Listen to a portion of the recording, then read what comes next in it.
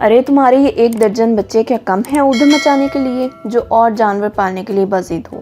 بیگم نے مرزا جی کو پھٹکارا۔ بیگم تم تو بات بات پر ناراض ہو جاتی ہو، میں تو صرف بچوں کے اصرار پر ایک بولنے والا طوطا لانے کے لیے کہہ رہا تھا۔ اس کے علاوہ سنا ہے کہ گھر میں اگر کوئی پالتو جانور ہو تو وہ کوئی بھی آنے والی آفت کو اپنے سر پر لے لیتا ہے۔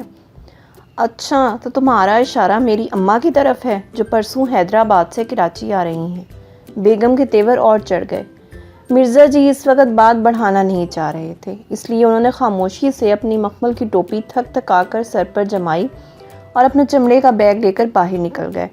جب سے مولوی انعام صاحب نے اپنے طوطے کی خوبیوں کے قصے سنائے تھے، مرزا جی طوطا خریدنے کے لیے بے چین تھے۔ ایمپریس مارکیٹ میں جب وہ پرندوں کی ایک ایئر کنڈیشنڈ دکان میں داخل ہوئے تو رنگ برنگے طوطے دیکھ کر حیرت زدہ رہ گئے۔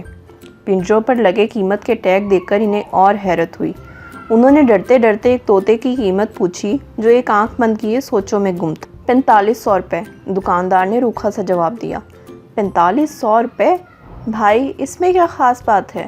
مرزا جی نے حیرت سے پوچھا۔ تم سے اچھی انگریزی بول سکتا ہے۔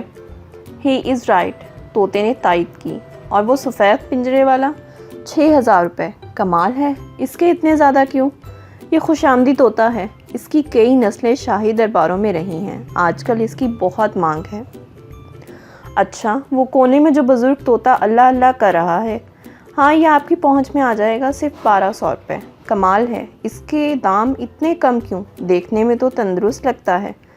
وہ تو ہے مگر اسے سچ بولنے کی بیماری ہے، جو بھی لے جاتا ہے 4 دن میں آدھی قیمت میں واپس کر جاتا ہے۔ مرزا جی نے سوچا کہ قیمت اور کردار کے لحاظ سے یہ طوطا موزوں ہے، اس لیے اس کا سودا کر لیا۔ پنجرے کو گاڑی کی اگلی سیٹ پر رکھ کر پیار سے بولے، مٹھو بیٹا۔ بولو بابا کیا ہے؟ طوطے نے ٹکا سا جواب دیا۔ تم کتنے کیوٹ ہو اور تم کتنے پان خور ہو، طوطے نے چونچ سکوڑ کر کہا۔ مرزا جی کو طوطے کا یہ انداز گفتگو پسند نہیں آیا۔ گھر جا کر انہوں نے طوطے کا پنجرہ امرود کے درخت کی شاخ پر لٹکا دیا۔ دوپہر کے وقت مرزا جی امرود کے درخت کے نیچے بیٹھے شیو کر رہے تھے۔ طوطا حسب عادت آنکھیں بند کیے اونگھ رہا تھا۔ مرزا جی نے اپنی تازہ غزل کا ایک شعر ترنم سے گنگنا کر طوطے کی طرف داد طلب نظروں سے دیکھا۔ کس کا ہے؟ طوطے نے بے دلی سے پوچھا۔ اس ناچیز کا ہے، مرزا بولے۔ نہایت لغو شعر ہے، وزن اور اخلاق سے گرا ہوا، طوطے نے نخوت سے کہا۔ کچھ دن بعد مرزا جی کی بڑی لڑکی کی منگنی کے سلسلے میں لڑکے والے آئے۔ مہمان برآمدے میں بیٹھے ہوئے تھے۔ برابر چبوترے پر مٹھو میاں امرود کتر رہے تھے۔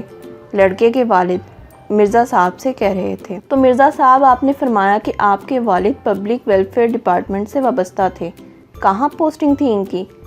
حجام تھے، وہ بہاری پور ڈھال پر دکان تھی، طوطے نے وضاحت کی۔ مرزا جی نے مٹھو کو گھور کر دیکھتے ہوئے پکوڑوں کی پلیٹ مہمان کی طرف بڑھاتے ہوئے کہا، لیجئے قبلہ، انڈوں کے پکوڑے نوش جان فرمائیں۔ نعیمہ بیٹی نے اپنے ہاتھ سے بنائے ہیں۔ جھوٹ، برنس روڈ سے منگوائے ہیں، طوطے نے لقمہ دیا۔ منہ بھر طوطے کی اس قسم کی حرکتوں سے تنگ آ کر مرزا جی آدھی قیمت میں اس نالائق طوطے کو واپس کر کے خوش آمدی طوطا لے آئے، جس نے آتے ہی اپنی چرب زبانی اور خوش آمدہ باتوں سے سب گھر والوں کے دل جیت لیے۔ ہر بات پر یس سر، اوکے میڈم اس کی چونچ پر رہتا۔ مرزا جی کے لفظ سے لفظ شعر کی ایسے جھوم جھوم کر داد دیتا کہ مرزا جی کا دل باغ باغ ہو جاتا۔ کچھ اس قسم کی گفتگو ہوتی۔ واہ واہ جناب، سبحان اللہ، کیا بات پیدا کی ہے، مکرر ارشاد۔ ویسے مٹھو میاں میری اس زمین میں غالب نے بھی کوشش کی ہے، مرزا کہتے۔ ارے توبہ کریں حضور، کہاں آپ کا کلام اور کہاں غالب کی شاعری؟ البتہ غالب تھوڑی سی اور کوشش کر لیتے تو آپ کے ہم پلہ کہلا سکتے تھے۔ اسی دوران مرزا جی کے گھر ڈاکہ پڑا۔ ہر کسی کو تعجب تھا کہ ڈاکوؤں کو ان جگہوں کا کیسے پتہ چلا جہاں رقم اور زیورات رکھے ہوئے تھے۔ کچھ عرصے بعد ڈاکو پکڑے گئے۔ ایک دن پولیس وین مرزا جی کے گھر کے سامنے آ کر رکی اور پولیس انسپکٹر نے مرزا جی کو بتایا کہ چوری کا مال برآمد ہو گیا ہے اور مجرموں نے اقبال جرم کر لیا ہے، اور یہ بھی پتہ چلا ہے کہ گھر کے بیدی یعنی طوطے صاحب بھی ان ڈاکوؤں سے ملے ہوئے تھے اور ان کی مخبری پر ہی یہ واردات ہوئی۔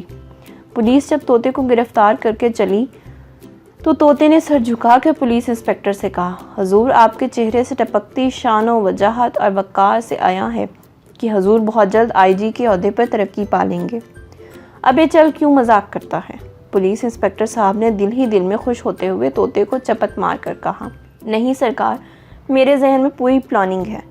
अगर आप इस नाचीज़ को खुफिया पुलिस में भर्ती कर लें तो मैं बड़े से बड़े मुजरमों के बारे में बहुत मुफीद मुखबरी कर सकता हूँ, क्योंकि मैं बआसानी जंगलों और पहाड़ों में जा सकता हूँ। मुझ पर कोई शक भी नहीं करेगा।